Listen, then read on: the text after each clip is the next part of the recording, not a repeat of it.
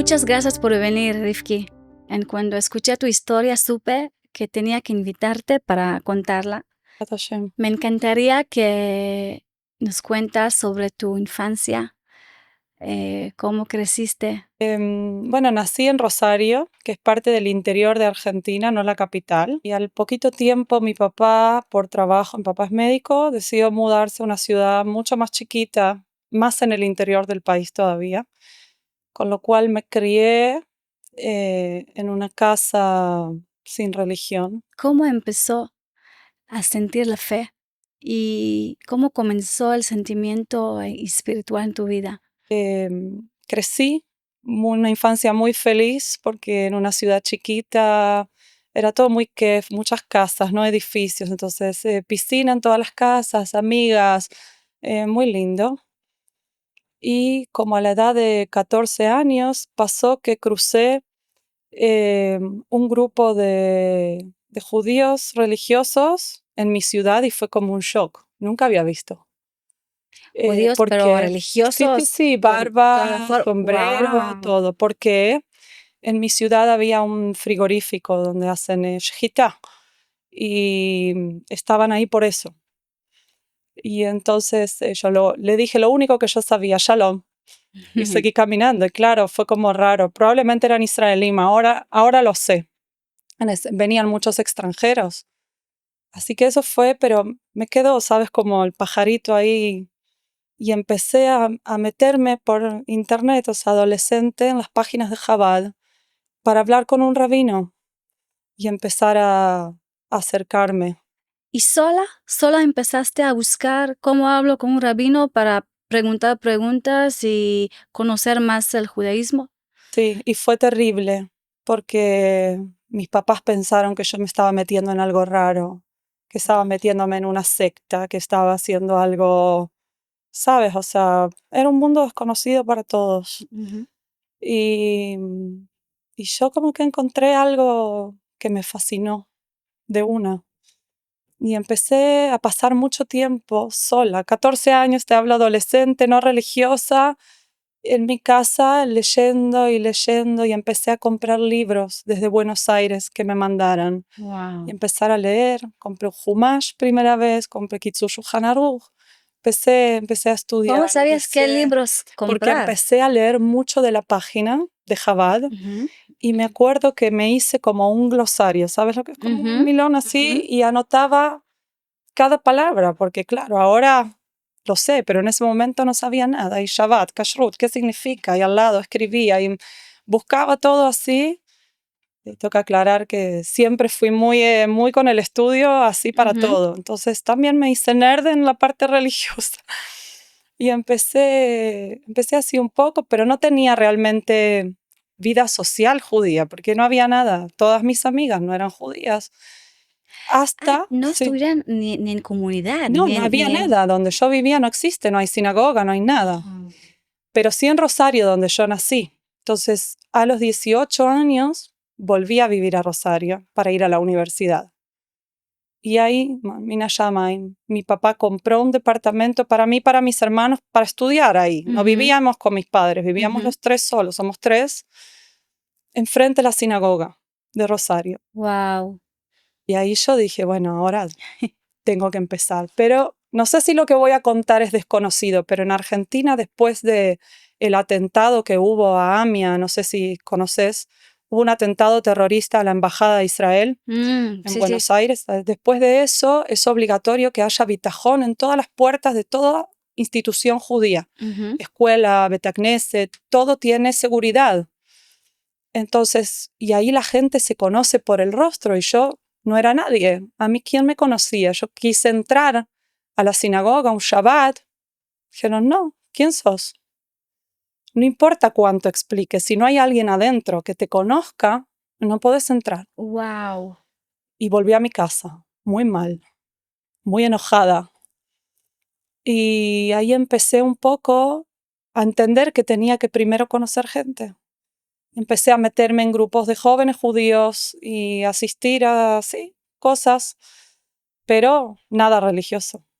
En Rosario hay mucha comunidad. muy poquito religioso, muy poquito. Hay un Beit Chabad, pero no hay jóvenes religiosos. Solo el sheliach y la esposa. Ujú. Y bueno, de a poquito me fui haciendo algunas amistades de la colectividad y empecé, pero yo quería otra cosa, no era lo que yo había estudiado, todo lo que yo veía, o sea, el ambiente más reformista, por así decirlo. Y bueno, de a poquito empecé a buscar y entendí que la comunidad realmente religiosa y todo estaba en la capital, en Buenos Aires. Y empecé a pensar la idea de mudarme o de estudiar con algún rab de allá, pero para mi familia era muy difícil, ya era como, wow, mucho cambio. ¿Y qué te dijeron tus papás, tus amigos sobre este proceso que Como te digo, al empezaste? principio pensaban que me había metido en algo raro, que alguien me había captado, que me estaba metiendo en una cosa rara, porque yo empecé a cambiar mucho. De repente, viernes ya no quería salir con amigas porque era Shabbat. Pero a su vez tampoco tenía un marco que me contuviera del otro lado, estaba sola en mi casa. Y empecé con todo esto, en Argentina decimos tira y afloje, como luchar, ¿sabes? O sea, con la sociedad y ¿Y tus hermanos no te dijeron nada? no. Y ahí fue que me pasó, que fue para mí como un clic, la historia que yo te conté con la Hanukkah. No, por favor, es una historia de Ashgaha Pratit que una de las fuertes que he escuchado en mi vida. Cuéntala desde el Lo voy a principio contar porque porque Hanukkah fue, está no increíble. sé por qué, hay algo especial conmigo ahí. Em, Era diciembre, yo estaba, creo que en primer año de la Universidad de Medicina y mi hermano estaba terminando la carrera, entonces tenía la fiesta de graduación de mi hermano y además diciembre es fin de año en Argentina, fin de año escolar, entonces era todos los exámenes de la universidad, medicina, muy difícil, mucha cantidad para estudiar, yo estaba muy estresada y me había como un poco desconectado de lo poquito que había logrado ese año en Rosario. Y ahí entonces estaba desesperada buscando un vestido para la graduación de mi hermano. No encontraba por ningún lado y llamé a una amiga desesperada. No encuentro vestido, ya no tengo muchos días. Dijo, ¿dónde estás? Digo, estoy aquí en esta esquina. Me dijo, quédate ahí, yo llego en unos minutos. Entonces empecé a caminar, a dar vueltas por la esquina hasta que veo un negocio de antigüedades y había una Hanukkah. Tengo que aclarar esto porque en Ujú, Rosario no hay judaicas, no hay dónde comprar. La gente compra en Buenos Aires, pero que quiere ir a comprar candelabros, no hay. ujú. Entonces la vi y entré y compré, sin pensarlo. Me la traje aquí a Israel. Una Hanukkah chiquitita de Yo- cobre muy hermosa. La compré. Entonces, después de todo lo que hice en el día, dije, bueno, ahora que tengo la Hanukkah, voy a mirar cuándo empieza Hanukkah. Yo estaba muy desconectada y me fijo en el Luaj y empezaba ese día a la noche. Wow, no, Y es una fue, historia de Ashgaha Pratit. mamás, yo sentí que Hashem me dijo, ¿qué estás haciendo? Es aquí, aquí tienes que estar. Y ahí empecé como a proponerme que iba a conectarme más. Empecé a estudiar con un rab, salía de la universidad, iba a estudiar con él, hasta que llegó un punto que él me dijo, no hay mucho espacio de crecimiento acá, o sea, tenés que ir a Buenos Aires. Y eso era otro tema, Sí, tus porque en mi estudios, casa, najón, tus estudios, tu y yo me carrera. crié en una familia muy estricta con el tema del estudio, la universidad, y de repente como que, wow, era...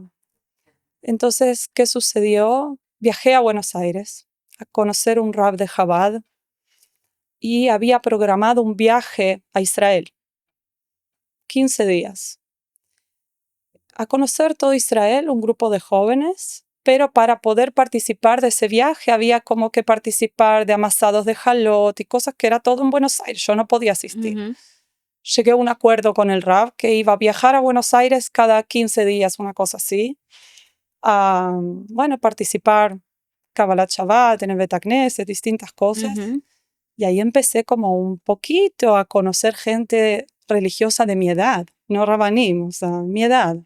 Tener amigas, empezar a conocer gente.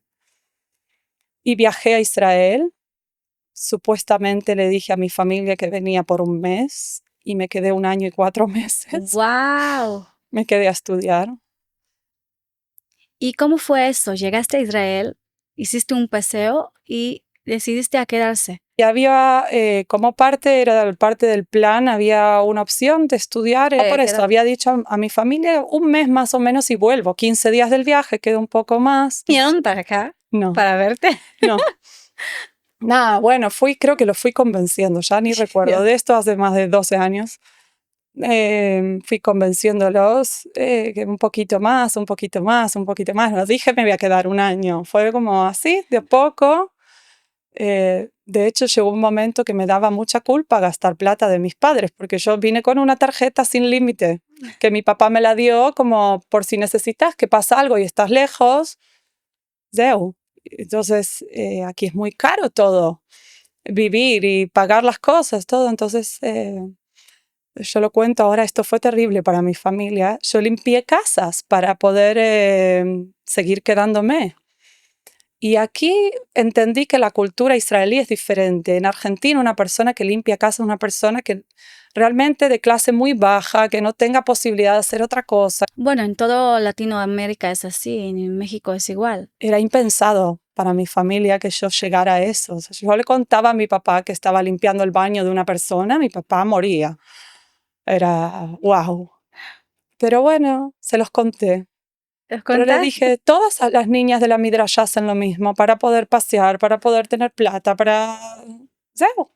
No tenía Ay, visa de trabajo, no podía trabajar de otra cosa.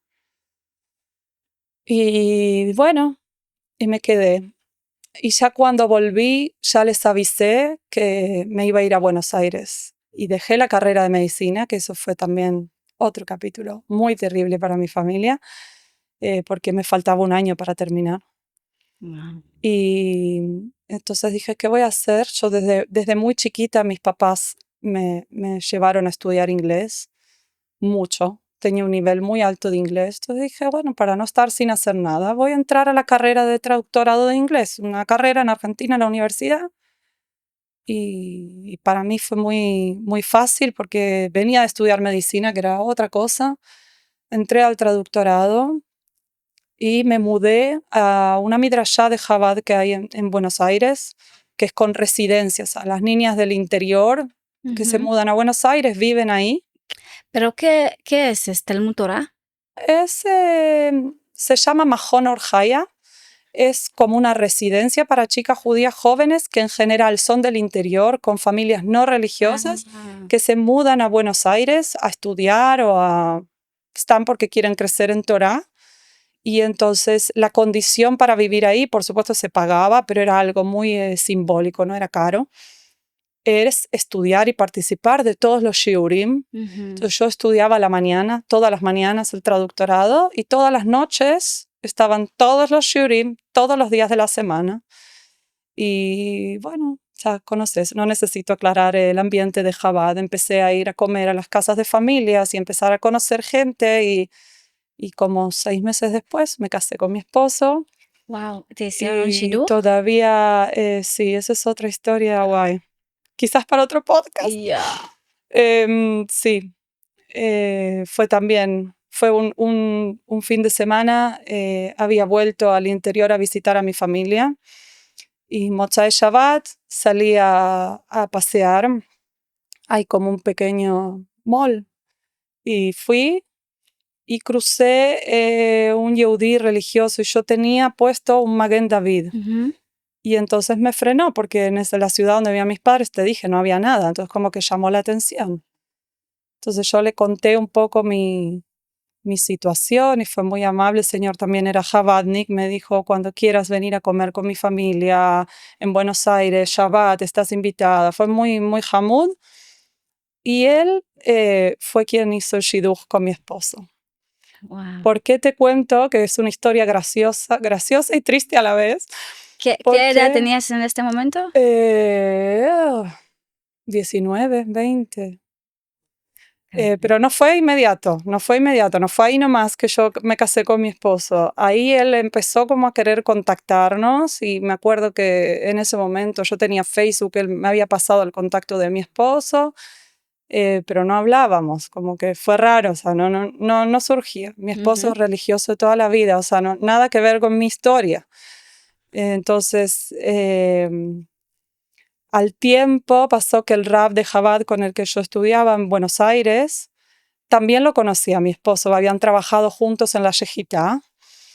Y, y fue como que para mí el Shidduch vino por el lado del Rab, mucho tiempo después. Pero en verdad esta fue la persona que primero intentó, no sé por qué, qué fue lo que vio, qué fue lo que se le ocurrió, que intentó conectarnos.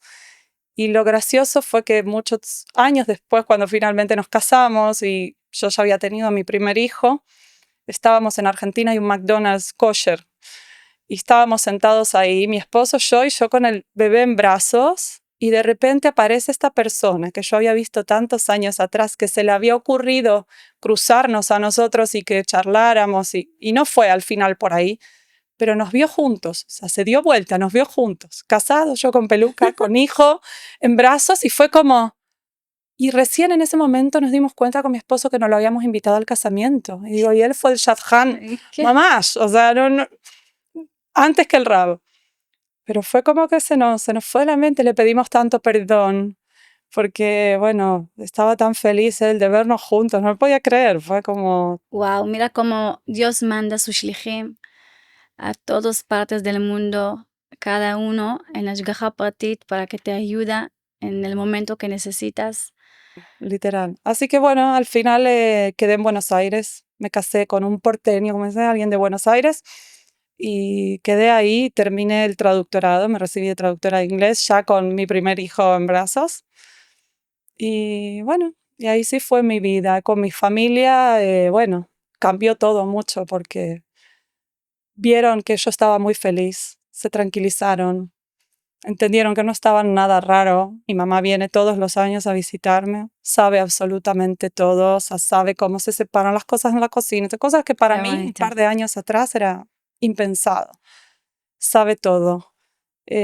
También por mis hijos, es muy abuela, sí, muy... Yo le digo que todas las Sidi Shemame de los chistes son mi mamá, todas juntas, porque mi mamá es súper intensa. Entonces, como quiere mucho estar presente con sus nietos y todo, entonces aprendió mucho y estudia mucho para poder compartir con ellos, que también es algo increíble. ¿Y cuándo empezaste a pensar de la idea de hacer aliyá, de venir a vivir en Israel? Te cuento, cuando estuve acá en Israel, al principio lo odié. Y esto sé que es fuerte decirlo. Vine con mucha ilusión y nosotros, al menos la gente del interior, no sé si voy a hablar por toda Argentina, pero la gente del interior es gente más sencilla, como más educada, muy simpática, y el israelí así, de frente, me chocó. Recuerdo la primera vez que fui al cóctel, yo llorando, toda emocionada, y las mujeres empujándome. Yo no entendía en mi cabeza cómo una mujer datia puede comportarse así, estaba como muy desilusionada, no entendía nada de Ivrit, no sabía absolutamente nada, entonces sentía que todo el mundo me gritaba. Después entendí que es la manera de ser del israelí, pero eso me llevó muchos meses, meses que decía, ¿qué hago acá? Me quiero volver, quiero estar en mi casa, no quiero estar acá. Y al final terminé conociendo otra cara, que acá me sentía cuidada, me sentía como una gran familia. Muy difícil de explicar. Tuve una familia con la que pasaba mucho Shabbatot y de verdad que fueron familia para mí. Yo hablaba de ellos y decía mi hermana, mi hermano. Y cuando volví a Argentina tenía muchas ganas de volverme a Argentina, pero cuando volví, al Una rato emoción. extrañé tanto, quería estar acá. Entonces, no me hagas llorar. Las dos estamos La última llorando. vez que fui al cótel antes de volver, me acuerdo que hice tefilá especial y dije, Hashem, tráeme de vuelta a casa. Wow. Y me fui a Argentina con muchas ganas de irme a Argentina. Tenía ganas de irme, extrañaba muchísimo. Además, todo ese año estuve estudiando y trabajando y todo en inglés. O sea, trabajé en casas de personas que hablaban inglés. Entonces, nunca aprendí ivrit. Nada. Entonces, volví desesperada, quería escuchar español, quería, ¿sabes? Volver un poco Ujú. a mi casa, a mis cosas. Y al ratito, después de que pasó esta primera emoción de reencontrarme con todos, fue como, bueno, ya. Habré soñado no sé cuántas veces el mismo sueño que volví a pasar Shabbat con esa familia y quería estar con ellos. Y bueno, cuando me casé con mi esposo había estudiado acá también la yeshiva y él siempre me dijo, si no es Argentina, es solo Israel, no voy a otro lado. Y siempre estuvo la idea, siempre, que en algún momento nos íbamos a animar. Pero bueno, yo tenía mucho miedo porque no saber el idioma era una traba muy fuerte. Mi esposo sí, y desde la cuna, o sea, no, ningún problema. Y bueno, al final nos animamos porque llegó un momento que Shloimi, mi hijo mayor, estaba por empezar el Ganjobá y dije, es ahora o nunca. Cuanto más grande, más difícil. Y nos animamos y vinimos. Wow, increíble. Y Qué fue emoción. emocionante, fue muy desafiante, muy en cosas que no imaginé. Empezaste todo de nuevo. Todo de nuevo, pero ya peor, Llegaste sin nada. sin nada. Empezar Con tres de nuevo valijas todo. cada uno. 3 valijas cada uno, éramos 4, 12 valijas. Mi vida entera, ya 7 años en Argentina, casi, con 12 valijas. Y eso fue todo. No había posibilidad de trasladar muebles, de Ujú, nada. Era carísimo. Era mucho más barato comprar acá de nuevo que ujú. trasladar mis cosas. Y me acuerdo que una persona que había hecho alía antes que yo me dijo, mi consejo es, olvídate de lo que cuesta caro o lo que no. Llévate las cosas que vos te van a hacer sentir en casa. ¿Sabes qué es lo que traje? Una bolsa repleta de magnetim de la heladera, de las fotos de mis hijos, de mi familia, del GAN de allá. Ujú. Yo tenía que llegar y poner eso en la heladera, como decir, estoy en mi casa. Después lo demás, bueno, llegamos sin nada. Además, hicimos alía directo a Harish, no Merkazklita. Entonces, fue como llegar a una casa vacía. ¿Cuántos años estás aquí? 4, cumplí ahora, 4. Wow. en mayo, literal, el 10 de mayo, 4 años. Y llegamos y alguien nos dijo, pongan un mensaje en los grupos de la ciudad que son Olim Hadashim, que necesitan cosas. Me llevó 3 días, no te miento, 3 días y tenía la casa entera. Tenía mesa, tenía sillas, tenía heladera, tenía plata de Shabbat, camas para mis hijos, cama para mí. Y de a poquito fuimos, ¿sabes? Ujú, Comprando nuestras cosas, cambiando los muebles. ujú. Pero viví muchos meses con el gesed de la gente que sin conocerme era, toma. Y fue increíble, fue muy emocionante. Se puede decir muchas cosas de Israel, pero la cosa más especial que yo pienso que existe aquí es la idea que las personas finalmente te vean como familia, te vean como una hermana. Y el asunto de Gesed, de querer al el otro, realmente es algo que es muy común aquí. Hay un tema especial con los Olim también. Nos pasaba mucho, ¿sabes? Creo en todos los lugares que hay servicio público, eh, la gente no es muy simpática, está cansada de lidiar con los problemas de la gente. Entonces era ir a Misrad Apnim y que nos gritaran, pero te falta este papel. Y de repente decíamos, pero somos Olim Hadashim. Ah, ok, bienvenidos. Y todos nos decían, wow, Kol Hakavod, que vinieron, que dejaron todo. Fue como que era una palabra mágica. Decir somos Olim Hadashim era todo, se volvía más calmo, era como, bueno, ¿cómo te puedo ayudar? ¿Qué puedo hacer? Y fue increíble. Pero bueno, ya no estábamos solos. Venir con los chicos también fue otro desafío, muy fuerte también. Shloimi, como te dije, en Argentina estaba por empezar Ganjova, pero aquí el año escolar es diferente. En Argentina es desde marzo hasta diciembre, con lo cual él allá apenas había empezado. Ujú. Nosotros hicimos Aliyah, llegamos a Harish 10 de mayo y en junio terminaba todo. Y él tenía que entrar a Kita Aleph y no sabía nada. Lo poquito que sabía de Argentina no le servía porque en el GAN de Chabad en Argentina enseñan todo en Yiddish. Entonces, hasta el Aleph Bet, él lo decía de otra manera.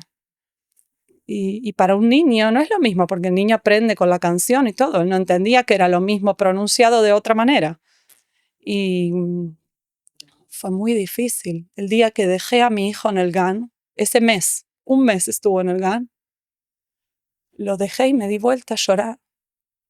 Saber que dejaba a mi hijo, que no iba a entender nada. Ni las morot, ni los niños, nada. Pero le dije, Shlomi, tenés que ser fuerte, lo tenés que hacer porque es la única manera que vas a aprender.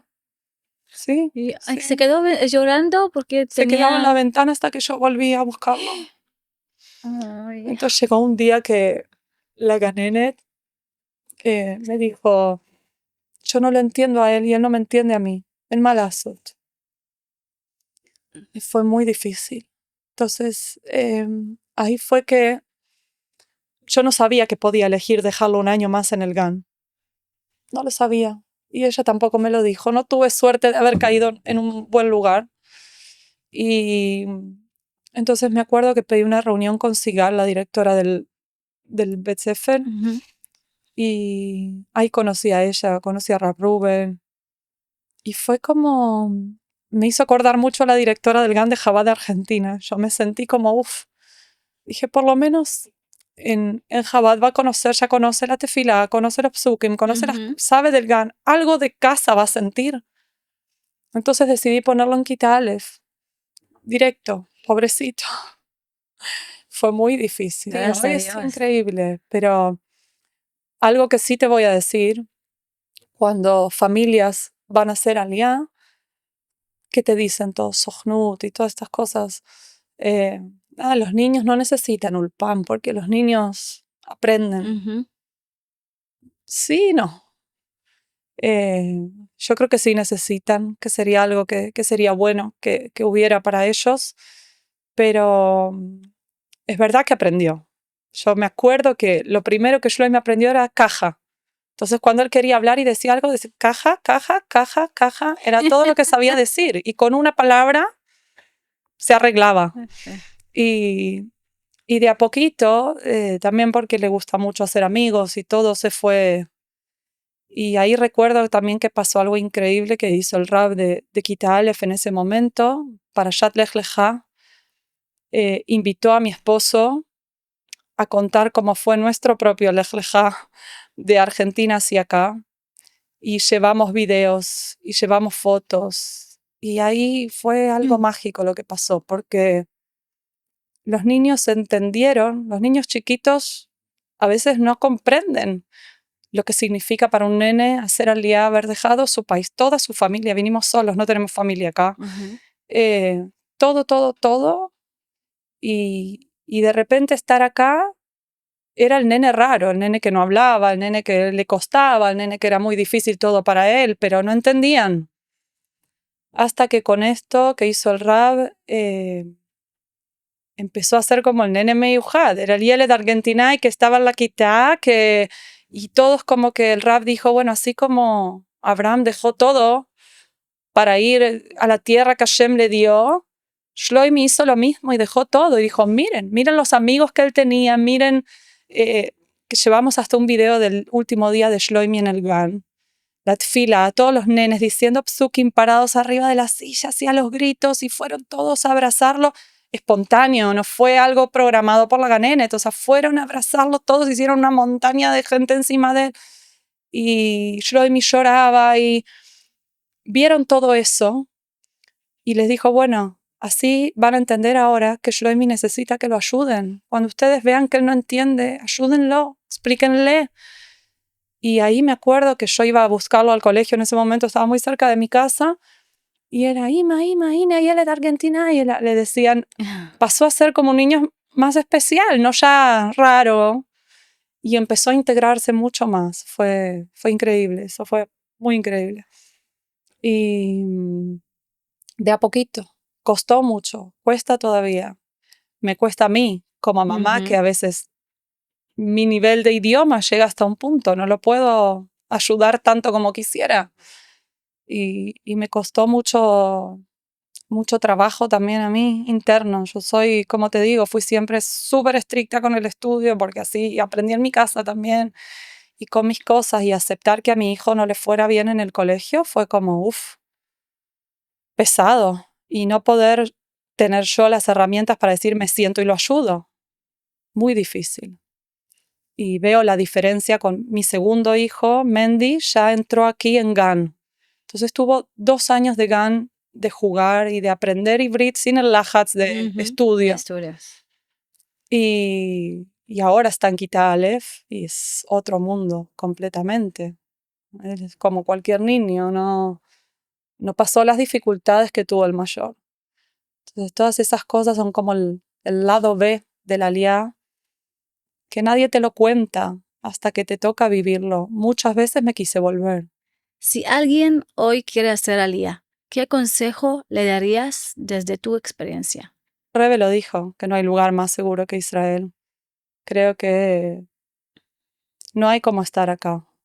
Es mentira que uno... ahora que estoy de este lado, A pesar de me todo. da miedo, a pesar de todo, me da miedo pensar en salir. Porque aquí, como te digo, me siento cuidada. A mí me gusta mucho salir a hacer ejercicio y salgo cuando puedo. Trabajo todo el día, a veces de noche también. Y entonces salgo quizás 10 de la noche, cuando no hay nadie, porque no es una ciudad que viva de noche. Y me siento tranquila. O a Filu, si alguien llegase a aparecer, siento que cualquier persona saldría a defenderme. Ujú. El que está fuera no lo puede entender. Bueno, aquí tenemos el Arvut Ededit, que todos como un grupo.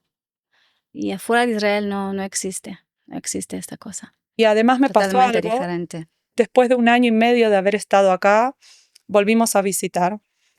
Y el shock de volver fue muy duro. Debo aclarar, a veces yo veo que muchos israelíes se sorprenden que empiezan que en Hul no hay nada. Donde yo vivía había una vida judía muy cómoda, muy cómoda.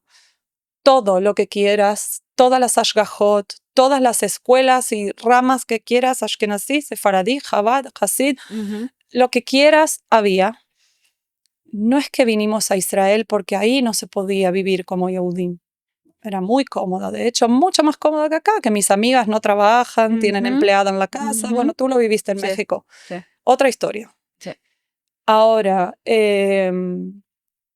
volví y me sentí que no pertenecemos.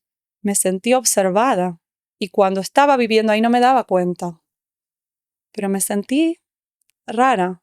¿Sabes? El barrio judío de Buenos Aires, hay bastantes barrios que hay comunidad, pero el que mayor tiene está justo en el centro, en una zona muy comercial. Y de repente me acuerdo que llegó Shabbat y vi un hombre pasar con Streimel entre medio de los puestos de los vendedores de la calle, Ujú. y fue como una imagen que me chocó. Dije, Como surrealístico, como que ¿cómo qué ¿qué estamos tiene haciendo que ver, acá? qué ¿Qué tiene que estamos ver eso haciendo a acá? eso, no? Ajá. Sentí que tengo que regresarme a vivir en Israel, que es el lugar correcto para tener esta forma de vida. Completamente. Bueno, de hecho, cuando yo dejé la carrera de medicina, que te contaba que fue otro tema fuerte, yo dejé sin saber por qué. Yo estaba en penúltimo año de la carrera y empecé a sentirme muy angustiada. Y la llamé a mi mamá y le dije, mamá, no voy a ir al examen. Tenía un examen al día siguiente. Yo tenía beca por mejor promedio. No era normal que yo diga, no voy a ir al examen. Entonces mi mamá me dijo, ¿qué te pasa? Y que no sé, pero no puedo parar de llorar, no sé qué es lo que tengo. Y, y dejé, no volví a pisar nunca más la Universidad de Medicina. Ese fue el único año de mi vida que yo hice terapia con una psicóloga y entendí después de esa terapia qué era lo que me estaba pasando. Yo ese año había empezado a estudiar con el Rab y fue la primera vez que entró en mi cabeza la idea de formar una familia. Debo decir, y quien me escucha ahora dice, no lo puedo creer porque hoy en día yo amo a los niños y trabajo en un GAN con niños y amo mi trabajo y me encanta, pero en ese momento a mí no me hables de casarme, de hijos, de nada. Yo soy la menor de los 3 hermanos y yo decía, voy a ser la tía que cuide todos los niños de la familia porque yo no voy a tener. Y cuando empecé a meterme más en la religión y esto fue como me enamoré de la idea de tener una familia y entendí lo importante que era y empezó como, ¿sabes?, a trabajarme en la mente de esto de, guay, me voy a casar y voy a tener hijos. Y lo que yo quería hacer en ese momento era ser oncóloga, ¿sabes lo que es? Ujú. Y en Argentina, para ser oncólogo, después de la carrera de medicina, son como 4 años de una especialidad y después recién de eso, oncología. O sea que iba a terminar más o menos con mi edad de ahora. Ujú. Dije, no voy a poder, no puedo. Viví en mi casa un papá que vivía para su trabajo. Dije, yo quiero vivir para mi familia y también trabajar, pero mi rol en el mundo no es el trabajo, es mi casa, lo demás después. Y era eso, ese choque interno lo que a mí me angustiaba, porque me preguntas hasta el día de hoy y amo la medicina, lo amo. Es algo que viene conmigo y me encanta. Y de hecho, cuando trabajé haciendo traducciones, hice también traducciones de médicas y todo Ujú. porque lo disfruto. Pero bueno, mi vida venía por otro lado. Evidentemente, Hashem tenía otros planes para mí. Tienes tu camino. Sí. Wow, Rivki. Y también es importante decir que a veces vemos gente que llegaron de diferentes partes del mundo y tenemos que hacer una pausa y intentar de pensar qué están pasando ahora y tratar de ayudar y ofrecer ayuda.